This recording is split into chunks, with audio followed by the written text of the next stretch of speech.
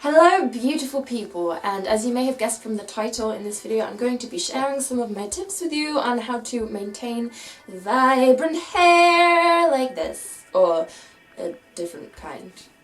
My first tip starts before you even put any vibrant dyes on your hair. Before you do that, you would need to bleach your hair to a fairly light colour, as bleaching makes your hair obviously really pale and also fairly porous, so that allows the colours to stick to the hair shaft better and really get in there. So that applies to whether you have black, brown, red, or even blonde hair. As you can see, I have naturally blonde hair, but I still need to bleach my hair to a light colour so it will show up best and prevent it from washing out as quickly. And although you do need to have bleached hair, you need to have it as healthy as you can possibly have it, as completely annihilated bleached hair will not really hold colour. I mean, it'll go on pretty quickly, but then it will just come out pretty quick too. So try and keep it as healthy as possible while bleaching. My next tips are all about hair washing. As you may have guessed, having vibrant hair, one of the main reasons why it washes out is because you wash your hair, obviously. So my second tip is to wash your hair less frequently. I personally wash my hair every 4 to 6 days, so 4 days minimum, unless I get it particularly dirty for some strange reason. Don't know why, it's not like I'm rolling around in mud. Obviously this just helps it stay in longer because you're not washing your hair every day, and it actually keeps your hair a bit healthier than otherwise, so it's a good idea to wash your hair as less frequently as you possibly can. My third tip when washing your hair is to wash your hair in the coldest water you can possibly stand. So cold water just keeps the follicles of the hair nice and constricted, so the colour is less likely to just fall out. Obviously hot water allows them to open and allows the colour to come out of the shaft and run down your body and down the drain, making you look like a pile of dull sticks. Or something to that effect. So yeah, if you can wash your hair in the coolest water you can stand, that will definitely help prolong your vibrant hair colour. My fourth tip when washing your hair is to try and use a sulfate-free shampoo. This one is by L'Oreal. I've had it for like nearly a year. I'm not entirely sure how the hell it's lasted this long. Using a sulfate-free shampoo really helps to prolong your colour, as sulfates in shampoos, they're in most shampoos, pretty much all shampoos apart from ones that specify sulfate-free. That is because the sulfates are the chemical that kind of helps lather up your hair, you know, when it goes super bubbly. That's the sulfates, and those really are not good for colourful hair at all. It just sort of rips the colour out. So if you can get a sulfate-free shampoo, get one, because they are so helpful. By the way, I will not be repurchasing this one when it has run out, as L'Oreal's stance on cruelty-free is a little bit confusing. They say they are, but I'm pretty sure that they sell in China. So I don't want to purchase anything from them. So if anyone has any suggestions for vegan and cruelty-free, sulfate-free shampoos, please let me know in the comments below, because I would really appreciate that.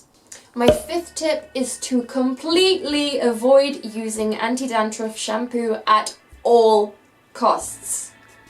Anti-dandruff shampoo is the worst kind of shampoo for colourful hair. It rips all of the colour out as much as it possibly can. So if you're aiming to try and strip colour out of your hair, use anti-dandruff shampoo. If you want to keep your hair looking all beautiful and preserve the colour, don't use it. Do not use anti-dandruff shampoo. My sixth tip is something that I don't currently do, as I do have lots of different colours in my hair at the moment. But if you have one solid block colour, what you can do to prolong that is you can refresh it every time you wash your hair by adding a spoonful of your vegetable-based dye in with your conditioner and mixing it all up, and then whenever you wash your hair you can just slap that on and it just does a little bit of a colour refresh each time. Unfortunately, if you have lots of different colours, it's not really going to work, as it's just going to get into the other colours and make it look awful. My seventh tip is if your hair gets particularly greasy between washes, just use some dry shampoo. Ah! Dry shampoo is really good. It really helps to keep your hair looking not as oily and disgusting when you haven't washed your hair in a while. So obviously it's going to help you not wash your hair all the time and make your hair stay nice and cute. My 8th tip is to avoid using heat styling tools as much as you possibly can. Now I know a hell of a lot of people are going to be using heat styling tools. I myself do as well, but if you can try and use them less often, that would be great. Like, every day is just going to make your hair colour come out so much faster.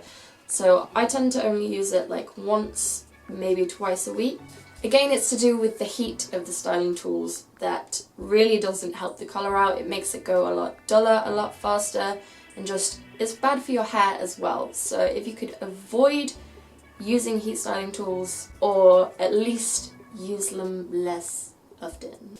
My 9th tip is for when you are going to be using heat styling tools, just make sure that you use a heat protector. This is one that I have been using for a long time, not this particular bottle, but this type. I've been using the Osmo Thermal Defense for like 3 years, and I think it's really good. So how you use a heat styling spray is really simple. I'm sure pretty much all of you would have heard of them before. But you just spray it onto damp or dry hair before you're planning on styling it, and then brush it through to make sure it gets on every strand of your hair. Keep your hair protected, and then you just wait until it's dry. Obviously you do not want to use heat styling tools on wet hair or damp hair, even if it's just slightly damp from using the spray.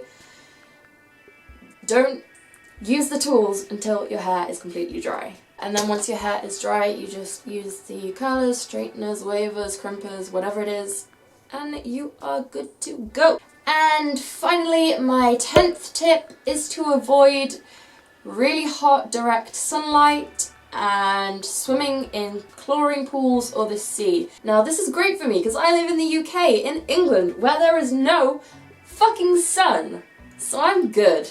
But yeah, I don't really swim very much, so my hair stays pretty good. But if you do live in a really hot country, it might be slightly more difficult for you to keep your hair out of the sun.